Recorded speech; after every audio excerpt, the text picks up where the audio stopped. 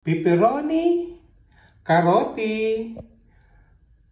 patata, asin, banana ketchup, pamintang durog, karne ng baboy, sibuyas, bawang at laurel. Mainit na yung kaldero, ilagay ko na ang baboy,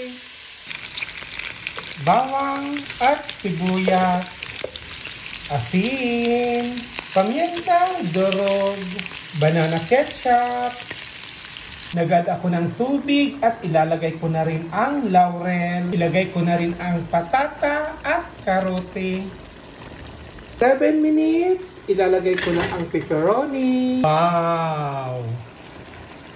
Colorful! Kainan na! Karning baboy sa banana ketchup.